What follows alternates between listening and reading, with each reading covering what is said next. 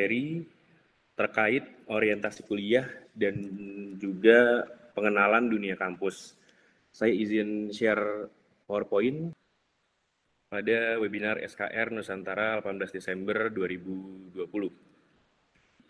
Kita mulai dari mungkin melihat apa saja sih jenjang pendidikan yang ada di Indonesia. Jadi seperti yang kita bisa lihat di slide, pendidikan formal itu kan dibagi menjadi 3, mulai dari pendidikan dasar, menengah, sampai dengan pendidikan tinggi. Jadi setelah lulus nih mau ngapain nih? Setelah lulus SMA atau SMK, terus ada beberapa jawaban nih mungkin di sini. Ada yang mau langsung kerja kan tadi, terus ada yang mau kuliah, ada yang mungkin mau bisnis, atau ada yang mau ngambil gap year nih. Nanti saya jelasin gap year itu apa, tapi jangan gabut aja ya. Masing-masing orang pun punya orientasi yang berbeda-beda, apa yang memotivasi dia untuk lanjut kuliah. Di sini ada beberapa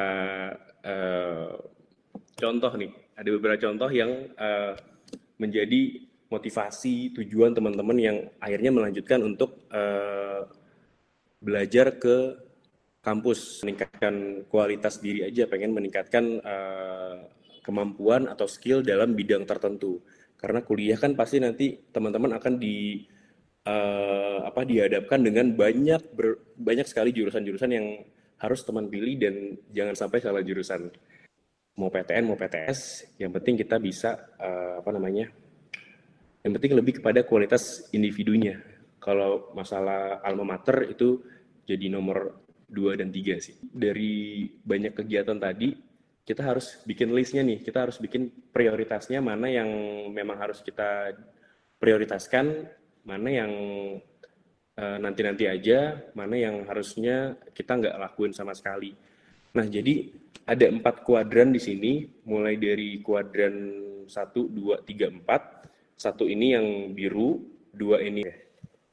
Ini yang terakhir, jadi Kemendikbud, Kementerian Pendidikan dan Kebudayaan, tahun ini mengeluarkan program yang namanya Kampus Merdeka. Jadi Kampus Merdeka ini memungkinkan kita memberikan pertanyaan akan dilanjutkan sama Bu Eka ya. Yep. Bu Eka akan menyampaikan materi yang nggak kalah pentingnya ya untuk perbaikan nilai. Assalamualaikum warahmatullahi wabarakatuh. Selamat siang semua teman-teman dari siswa-siswi SMA Nusantara Plus, SMK Nusantara 1 dan SMK Nusantara 2 Kesehatan. Siang ini kita akan membahas tentang bagaimana prosedur perbaikan nilai sebagai prasyarat memasuki perguruan tinggi negeri. Assalamualaikum warahmatullahi wabarakatuh. Waalaikumsalam warahmatullahi wabarakatuh. Saya ucapkan terima kasih kepada Ibu Moderator, Ibu Iin yang sudah meluangkan waktunya. Pada kesempatan kali ini saya akan mensosialisasikan masuk perguruan tinggi negeri. Ini ada beberapa jalur. Ini oleh-oleh hari Sabtu kemarin saya ikut webinar dari PD Dikti kalau tidak salah, saya lupa. Nah, ini akan saya berbagi karena mengingat animo peserta didik dari SMA, SMK 1 dan 2 ini sangat tinggi untuk masuk perguruan tinggi negeri. Nah, ini kira-kira gambaran SMPTN penerimaannya itu minimal 20% kuota untuk SMPTN, seleksi nasional masuk perguruan tinggi negeri. Ini non-tes ya. Jadi tidak ada tes tertulis ataupun tes wawancara dan sebagainya. Nah, dari mana? Ini dari nilai prestasi atau nilai rapot yang nanti akan diinput oleh guru BK kalian dari unit masing-masing.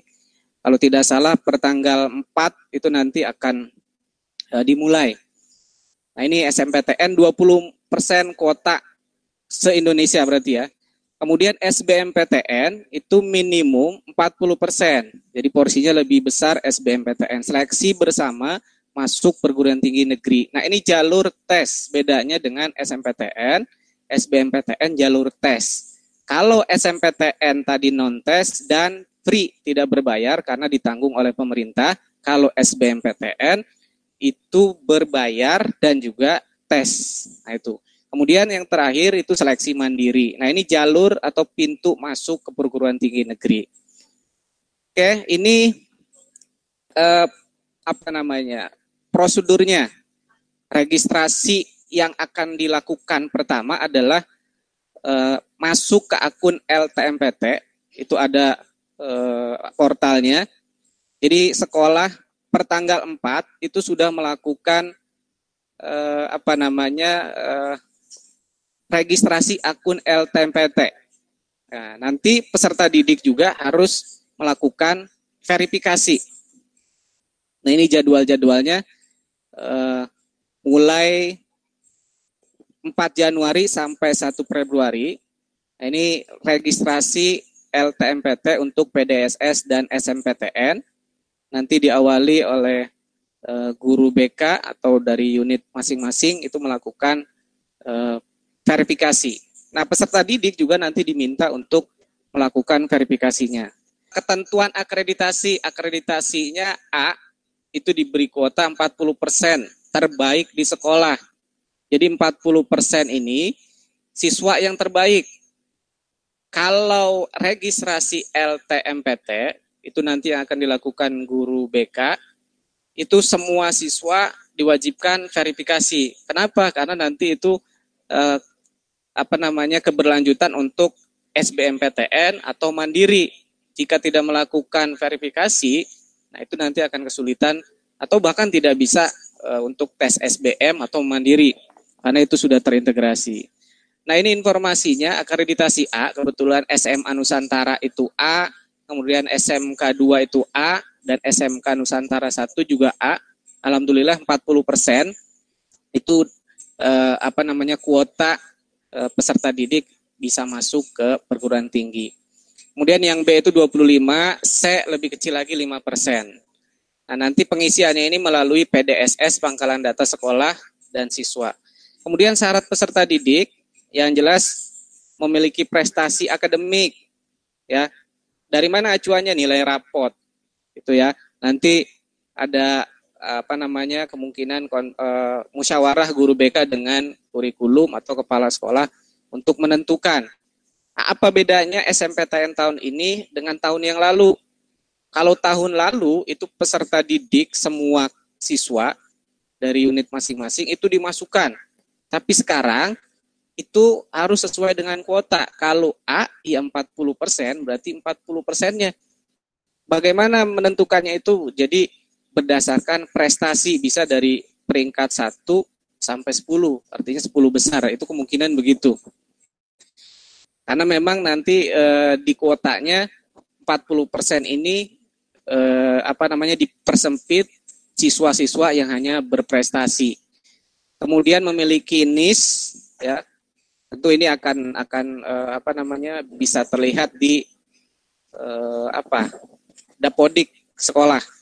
Kemudian rapot semester 1 sampai 5, dan kalau yang ada prestasi non akademik itu bisa mengunggah portofolio, misalnya sertifikat, bukan sertifikat tanah ya, sertifikat lomba misalnya, itu bisa. Ya, juara olimpiade dan sebagainya. Nah, itu ada nilai plus. Kemudian pilihan program, setiap siswa itu dapat memilih 2 program studi dari 1 PTN atau 2 PTN. Saya ulangi lagi. Jadi setiap siswa itu dapat memilih 2 program studi dari 1 PTN atau 2 PTN. Nah, yang kedua, jika memilih 2 program studi, salah satu harus berada di PTN pada provinsi yang sama dengan SMA-nya, SMA asal. Nah, jika memilih 1 program studi, dapat memilih PTN yang berbeda di provinsi manapun. Misalnya, mau ambil di UIN, 1 program studi, nah satunya lagi berarti sesuai dengan wilayah provinsi sekolah domisilinya. Sebelum-sebelumnya itu Untirta. Ya, Untirta.